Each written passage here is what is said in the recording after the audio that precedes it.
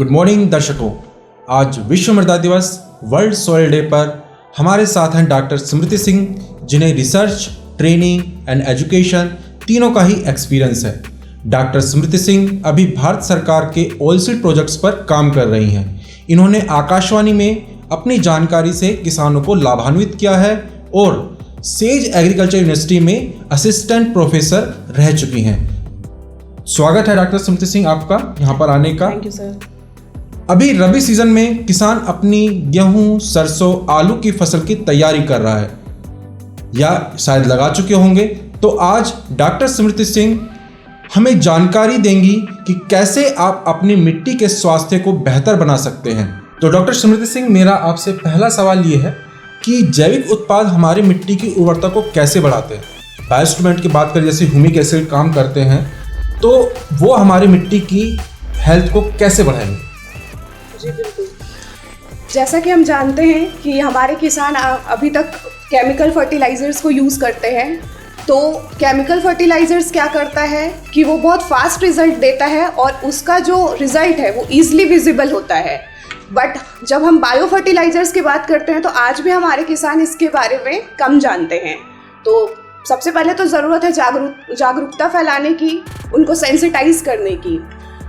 जो bio fertilisers होता है वो हमारी सॉइल फर्टिलिटी और सॉइल प्रोडक्टिविटी दोनों को जो स्टेटस है वो मेंटेन रखता है और हमारे इन्वायरमेंट में भी वो सारे हैजार्ड्स को कम करता है। बायो फर्टिलाइजर्स जो है वो जितने भी न्यूट्रिएंट्स अवेलेबिलिटी है, चाहे वो माइक्रो हो या मैक्रो हो, जैसे हम नाइट्रोजन, फॉस्फोरस, पोटेशियम की बात करते हैं, या फिर माइक्रो न्यूट्रिएंट जैसे जिंक हो गया, सल्फर हो गया, इसकी बात करते हैं, तो इसको हमारे सॉइल में इसका स्टेटस मेंटेन करता है।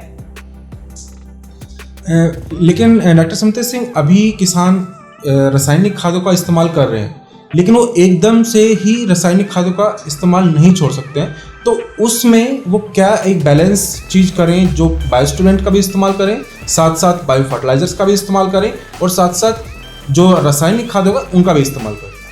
जी, जितनी डिपेंडेंसी है केमिकल फर्टिलाइजर्स पे वो तुरंत तो कम नहीं होगी, बट धीरे धीरे हमें कम करने की ज़रूरत है अगर हमें अपना इन्वायरमेंट को फ्री रखना है, हैजार्ड फ्री रखना है। तो सबसे पहले तो उनके सेंसिटाइजेशन वाली ट्रेनिंग करानी पड़ेगी कि उन्हें बताना पड़ेगा कि बायो फर्टिलाइजर्स हैं वो कितने महत्वपूर्ण हैं हमारे सॉइल की फर्टिलिटी मेंटेन करने के लिए। तो जैसा कि हम जानते हैं कि जो हमारे साइंटिस्ट हैं वो उनको साइंटिफिक प्रैक्टिसेस ही बताएंगे। अच्छा रिजल्ट, फास्टर रिजल्ट पाने के लिए केमिकल फर्टिलाइजर्स वो यूज़ करेंगे, बट चूँकि हमें नेचर में बैलेंस बनाना है तो बायोस्टिमुलेंट्स को भी वो इनकॉर्पोरेट कर सकते हैं अपने एग्जिस्टिंग प्रैक्टिसेस में। तो अगर वो अपनी खेती से शुरुआत में ही अपने जो मृदा है या सॉइल है उसमें वो बायोस्टिमुलेंट्स का इस्तेमाल करते हैं तो कहीं ना कहीं फर्टिलिटी मेंटेन रहती है और आगे चल के भी टाइम टू टाइम अगर वो बायोस्टिमुलेंट सही क्रिटिकल जो स्टेज होता है कोई भी क्रॉप का, अगर उसमें डालते हैं तो वो एक ईल्ड को अच्छा इम्पैक्ट देगा और हमारे इन्वायरमेंट पे भी कम हानि हो सकेगी। मैम, जैसे बायोस्टिमुलेंट्स और ह्यूमिक एसिड हुआ या फिर पीएसबी हुआ, केएसबी हुआ, जो phosphorus solubilising bacteria, potassium solubilising bacteria, तो ये वनस्पति वृद्धियाँ जो पौधे की शुरुआती अवस्था होती है उसमें कैसे मदद करती है? जी बिल्कुल। जितने भी न्यूट्रिएंट्स हैं, जैसे फॉस्फोरस सोल्युबलाइजिंग बैक्टीरिया है, तो ये फॉस्फोरस की अवेलेबिलिटी को मेंटेन रखता है। कभी कभी हम देखते हैं कि फॉस्फोरस की कमी से जो हमारे पौधे हैं वो ब्राउन पड़ जाते हैं, भूरे पड़ जाते हैं और वो सूखने लगते हैं। तो फॉस्फोरस अगर हम फॉस्फोरस सोल्युबलाइजिंग बैक्टीरिया का यूज़ करेंगे तो ये धीरे धीरे जो है फॉस्फोरस को रिलीज़ करेगा और हमारे सॉइल में इसका स्तर जो है वो अच्छे से मेंटेन रहेगा। जब फॉस्फोरस उसको सही टाइम पे मिल जाएगा तो इससे ईल्ड में भी अच्छा होगा और प्रोडक्शन तो हमें अच्छा मिलेगा ही मिलेगा। मैम, ये डॉक्टर स्मृति सिंह, ये प्लांट इम्यूनिटी क्या है और इस पे जैसे हम इस्तेमाल करते हैं, जैसे बायोस्टिमुलेंट्स इस्तेमाल कर रहे हैं, ह्यूमिक एसिड इस्तेमाल कर रहे हैं, हम और भी कोई चीज़ इस्तेमाल कर रहे हैं जो बायोस्टिमुलेंट कैटेगरी में आती हैं, तो वो कैसे पौधे की इम्यूनिटी को बढ़ाने में काम करते हैं और वो जैसे कोई कीड़े आते हैं या फिर और कुछ भी कैसे मदद करती है उस चीज़ को? जैसे हमारे बॉडी का प्रतिरोधक क्षमता होता है, इम्यूनिटी होती है, वैसे ही प्लांट की भी इम्यूनिटी होती है। तो जब भी पैथोजन जो है वो अटैक करना चाहता है हमारे प्लांट को तो एक डिफेंस मैकेनिज्म, जो इम्यूनिटी की वजह से एक डिफेंस मैकेनिज्म तैयार होता है प्लांट में, जिससे जो भी कीट है वो उस पर अटैक नहीं कर पाते हैं। तो डिफेंस मैकेनिज्म बिल्ड करता है, एक कैरियर बना देता है ताकि कोई भी प्रभाव ना पड़े हमारे पौधों पे। और अगर प्रभाव नहीं पड़ेगा, इम्यूनिटी स्ट्रांग होगी, कम वो पेस्ट होगा उसमें, तो वो अच्छा यील्ड देगा और फार्मर्स को इससे फायदा होगा और अच्छी आमदनी होगी। और जैसे मेरा अगला क्वेश्चन है कि फूलों की संख्या कैसे हमारी उपज की पर प्रभाव डालती है?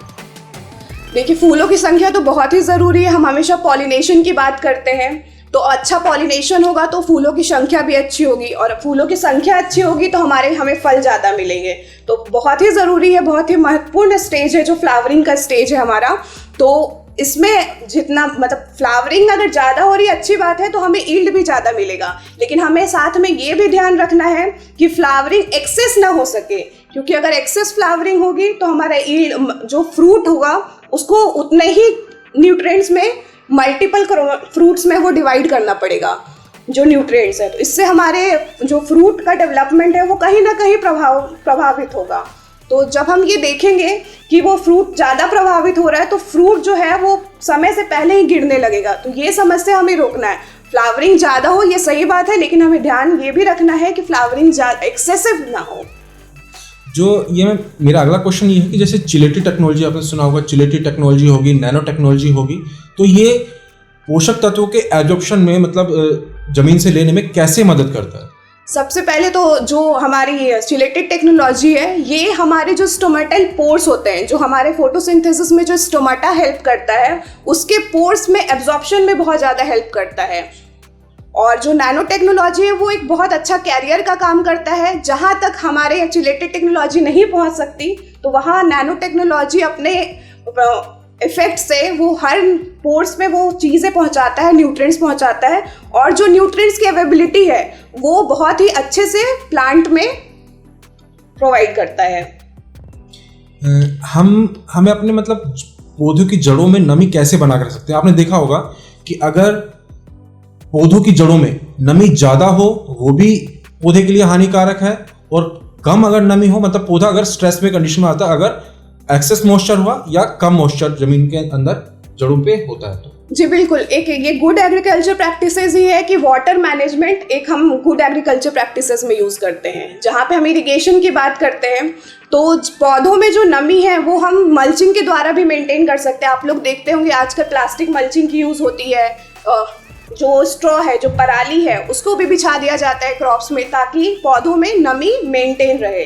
और नमी जब मेंटेन रहती है तो अच्छा सॉइल टेम्परेचर भी रहता है, और इससे वीड का जो प्रकोप है, जो खरपतवार होते हैं, उसका भी प्रकोप कम होता है।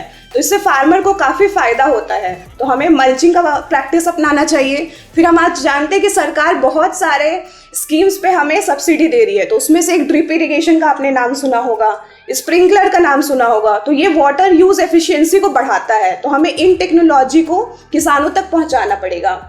अभी बहुत ही एक रीसेंट टेक्नोलॉजी आई है वाटर मॉइस्चर को मेंटेन करने के लिए, जिसका नाम है ऑर्गेनिक पॉलीमर। तो ऑर्गेनिक पॉलीमर टेक्निक क्या होता है? जब भी हम सॉइल में ऑर्गेनिक पॉलीमर को अप्लाई करेंगे और हम अपने खेत में जब भी सिंचाई करेंगे, तो ऑर्गेनिक पॉलीमर क्या होगा? ऑर्गेनिक पॉलीमर सारी जो नमी है उसको एब्जॉर्ब कर लेगा, और जिससे लीचिंग लॉस भी कम होगा। और जब भी हमारे प्लांट को मॉइस्चर की ज़रूरत होगी, तो ऑर्गेनिक पॉलीमर उसे time to time moisture provide करेगा। तो ये टेक्निक भी फार्मर अडॉप्ट कर सकते हैं, इससे काफ़ी उनको फ़ायदा होगा। जिसमें हम पत्तियों पे फोलियर एप्लीकेशन जब करते हैं, तो आजकल एडजुवेंट जो सिलिकॉन एडजुवेंट टेक्नोलॉजी आपने देखी होगी, जो सिलिकॉन बेस्ड टेक्नोलॉजी होती है, जो एडजुवेंट्स होते हैं, तो उसमें कैसे वो फोलियर एप्लीकेशन की प्रभावशीलता को बढ़ा देते हैं? जी, फोलियर एप्लीकेशन में तो सबसे पहले हमें ये ध्यान देना है कि फोलियर एप्लीकेशन करने का 2 सबसे आइडियल टाइम होता है। या तो आप एकदम सुबह कीजिए 6 बजे के पहले, और या तो आप कीजिए लेट इवनिंग में। इससे क्या होता है कि इवेपोरेशन रेट जो होता है उस केमिकल का, वो कम हो जाता है, क्योंकि वो रिटेन करेगा जो हम डाल रहे हैं फोलियर एप्लीकेशन में, वो रिटेन करेगा पत्तियों पे, तभी तो वो अच्छा काम करेगा। तो सबसे पहले तो ये ध्यान देना है। और जैसा कि आपने कहा, तो इससे क्या होता है कि वो कवरेज में बहुत अच्छा हेल्प करता है।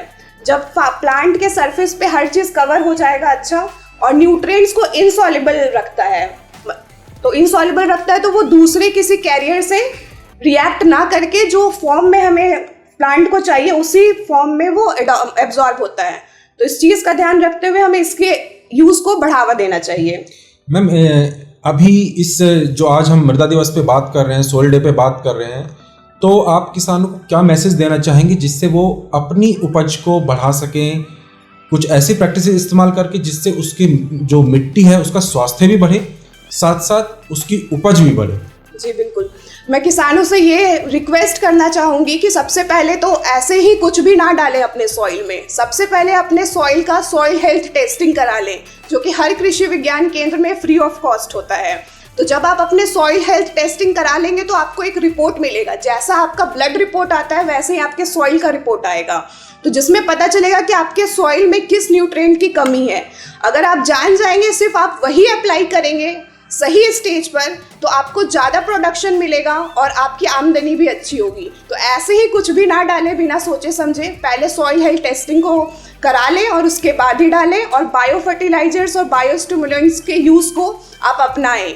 ये आपके फ़ायदे के लिए ही है और साथ ही हमारे एनवायरनमेंट को भी ये बहुत फ़ायदा करेगा। तो धन्यवाद स्मृति सिंह जी, आपका यहाँ पर आने का और हमारे साथ ये महत्वपूर्ण जानकारी साझा करने के लिए हम आपका धन्यवाद करते हैं।